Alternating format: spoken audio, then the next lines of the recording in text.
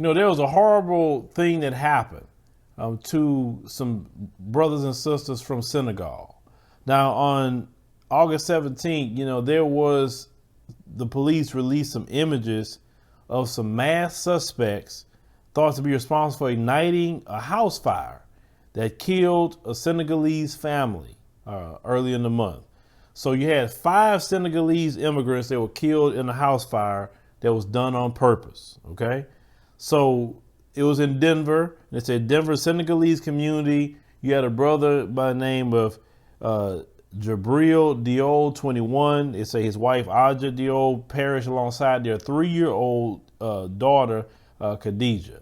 Now, Djibril Diol's sister Hassan, 25, and her infant daughter Hawa Baye were also killed. 3 people were able to escape by jumping out of the 2nd-story building. Now, when they released this photo, it looked like something off of the freaking Purge. Okay, seriously. Now, the chief of police was saying that the detectives determined early that the house fire was intentionally set. They say we need to find these individuals or individual, and we have to be able to hold them accountable for what they have done on that day. Okay, so they say we owe it to this family. They say we owe it to the Senegalese community, and we owe it to the country of Senegal. So they said that the Diol family was active in the Senegalese community in Denver.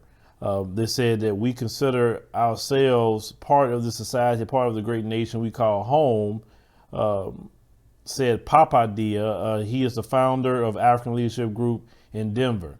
Now, this quote that he said was very interesting, and I need to, bring a point to this. He said, this is a time, they say, we don't want to feel alone. They said, this is a time we want the U.S. born citizens to embrace us. Okay. He says that the members of the community are living in fear and didn't know if they were being targeted. They said some community members have called for the fire to be investigated as a hate crime, although officials say it was too early to determine anyone's motive for setting the fire. Now, notice he said that it's a Senegalese community. It's just not a black community. See, any of you who immigrate to America, and I know a lot of you do that, and maybe you do it because you feel more comfortable with people of, maybe your country or whatever, but you kind of separate yourself. You go to a Senegalese community, go to a Nigerian community, a Somali, Ethiopian, whatever, right? We notice that. But when these Mzungus come after you, or you deal with some racism, then you're looking like, hey, we alone. When you come into this country, okay, you're not Senegalese anymore. You're not Nigerian. You're not anything. You're black. And when you separate yourself from the black community, you're going to feel alone. Listen, we've been dealing with the Mzungu for a very long time. We know how they move. We know how they act. You are stronger unified than apart. Now, of course, how I look at my global black family, they all my brothers and sisters. I don't separate from nobody. I don't. But we have noticed that happens. Okay. So this is why he's saying they feel alone. Because if you didn't come to say, let's go stay in the black communities, and not every black community out there have bad things going on in it. No, that's a freaking lie. They got some great black communities out here that don't have no issues and problems right here in America. Instead of going to those communities and say, let's all learn from each other. Hey, let's learn from what our brothers and sisters do in Senegal. Let's learn from what they're doing here in America. Let's teach each other, eat each other's food. That's just whatever, right?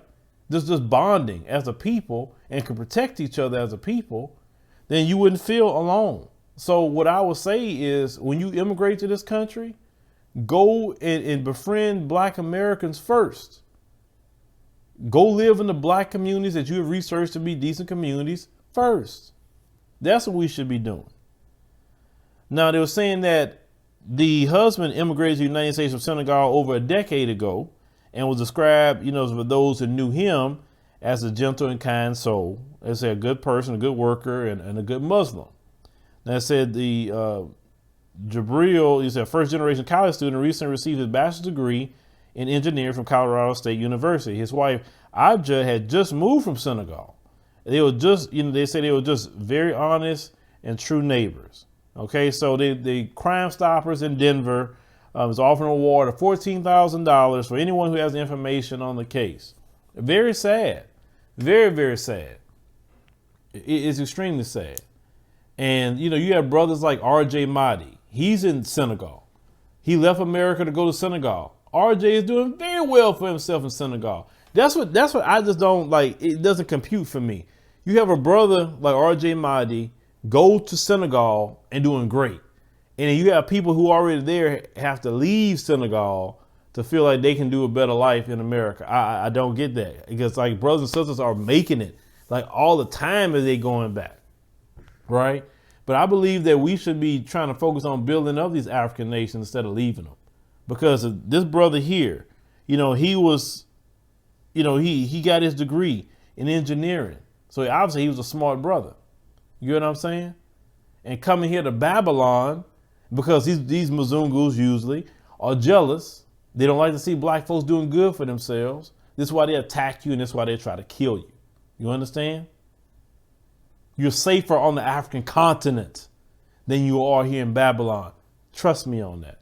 But leave me a comment. Let me know what you think about the situation, with this particular story. And say, once again, I hate this happen. This is very upsetting. This is a beautiful family. As I look at the pictures, beautiful family. And they're gone. And for what? For nothing.